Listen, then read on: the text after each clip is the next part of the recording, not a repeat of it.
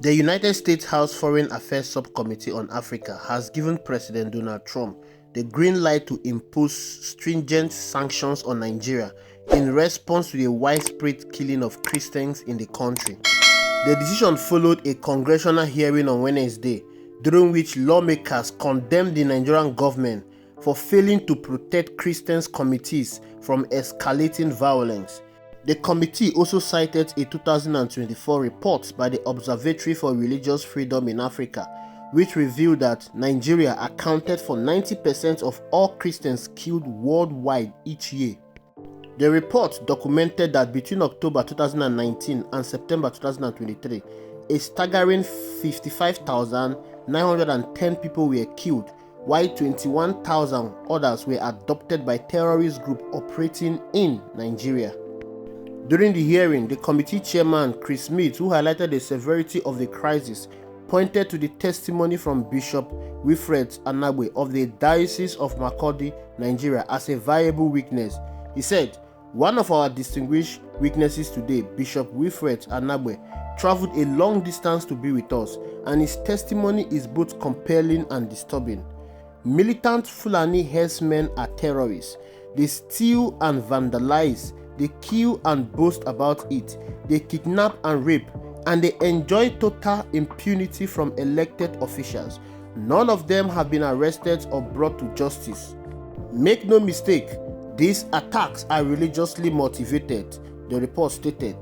Denying this reality contradicts the overwhelming evidence we have seen with our own eyes. This religious cleansing must stop, and those responsible must be held accountable. The congressional panel strongly criticized the Nigerian government for failing to address religiously motivated violence, despite constitutional protection for religious freedom. Expressing concern that the Nigerian judicial system has been weaponized to suppress Christian communities, the lawmakers cited cases where blasphemy laws have been used to target religious minorities.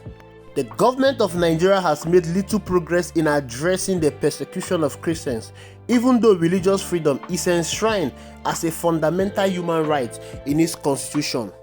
The Congress also went further to blame the previous President Joe Biden administration for weakening US pressure on Nigeria by removing Nigeria from the Country of Particular Concern, that is CPC list.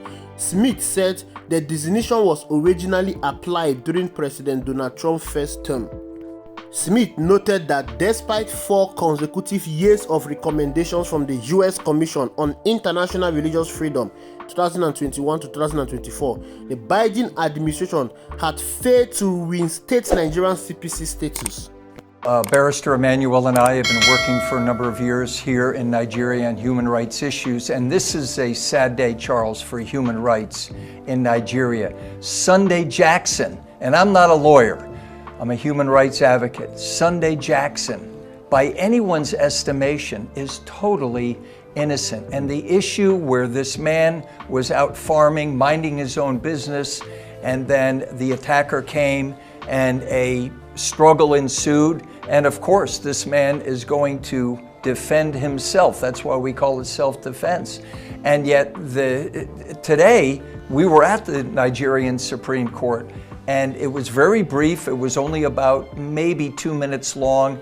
And we just wept at the failure of the Nigerian Supreme Court to say that this man, and they had the opportunity to say this man was totally innocent. We haven't seen all the ins and outs of the decision, but we had the opportunity to meet this humble farmer, this young man who unfortunately his wife abandoned him, had been on death row for 10 years. So Sunday Jackson has now become an international case for human rights. Yes, and because so we're going to continue to advocate. I was going to ask you what are the international dimensions of this case? Well, the international dimensions are Open Doors, which is a human rights organization, has recounted that there have been thousands of killings of Christians by Fulanis. And so as a human rights advocate and as a pastor, I'm here to advocate for this man who is totally innocent. So it has international implications. The eyes of human rights advocates are now on Nigeria. Like, how could this happen? How could this possibly happen?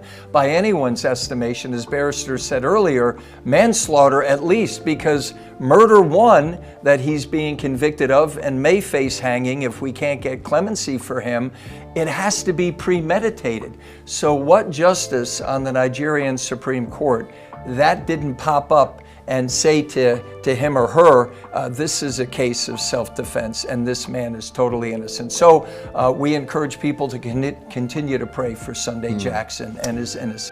It is so unfortunate that all the way from the US, that is where they are discussing the security concerns of Nigeria.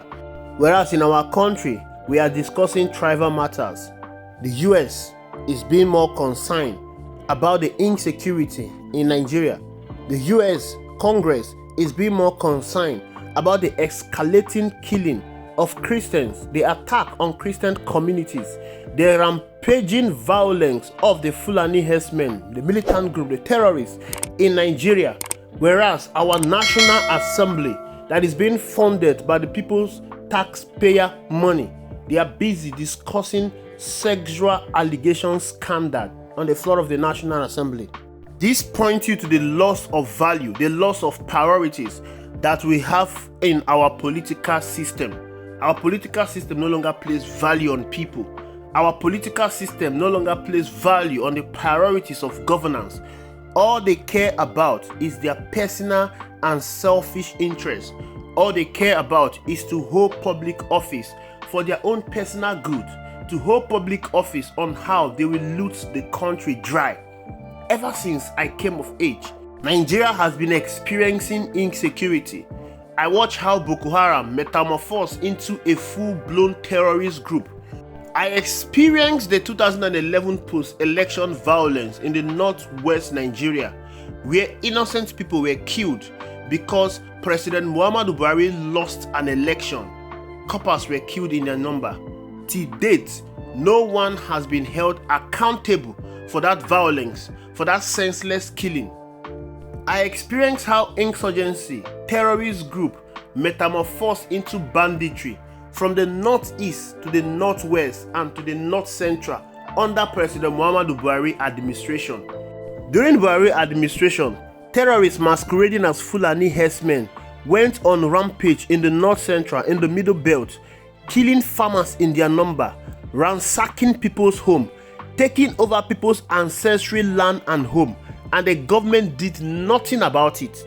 Is it a southern Kaduna ethnic cleansing that was witnessed under the government of Malam Nasir El-Rufai?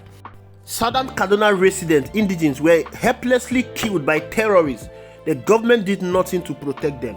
In all of this I've mentioned, one thing that is peculiar is that majority of all these communities that were attacked by Fulani herdsmen, by terrorists, are Christian communities residing in the north. And of course, before that, we have seen churches in the south being attacked by terrorists. You equally experienced the Owo massacre. How about the killing of Deborah Samuel in the north? She was killed because of blasphemy in a broad daylight. She was brought out, stoned, and set ablaze. To date, the people that killed her have not been brought to book. No one has been sentenced to jail. They are walking freely out there. You also saw the report about Samuel Jackson, who killed a Fulani herdsman in his farm that came to attack him with a knife. He was caught and handed over to the police. The police took him to the courts. The Supreme Court of Nigeria, the highest ruling court in the land, sentenced him to death. How do you sentence someone to death for self-defense? In Nigeria, there is nothing like self-defense. The people that killed Deborah Samuel are still walking freely, but Samuel Jackson that defended himself and killed his attacker has been sentenced to death. In that report, it is being stated that the Supreme Court of Nigeria has been weaponized not to protect Christian communities. Nigeria is a pluralized nation. Nigeria is a multi-ethnic, multi-religious nation. But whatever is happening in Nigeria today is all about the Muslim, it's all about the North. So this religious crisis in Nigeria is not a new development. It has been escalating for decades.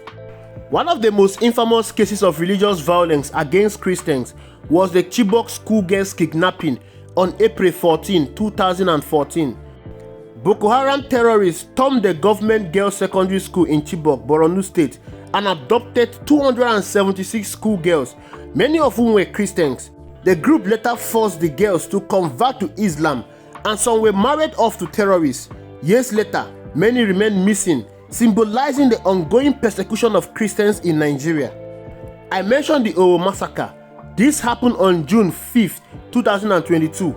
The Pentecost Sunday turned into a bloodbath when terrorists attacked St. Francis Catholic Church in Owo, Ondo State, killing at least 50 worshippers. Gunmen stormed the church, detonating explosives and opening fire on congregants, including women and children. The Nigerian government failed to identify and prosecute the perpetrators, further fueling fears that Christians are being targeted with impunity. In a horrifying Christian Eve attack on December 24, 2023, Fulani militants raided Bokos and Bakinladi local government areas of Plateau State, killing over 200 Christian villagers and burning down dozens of homes.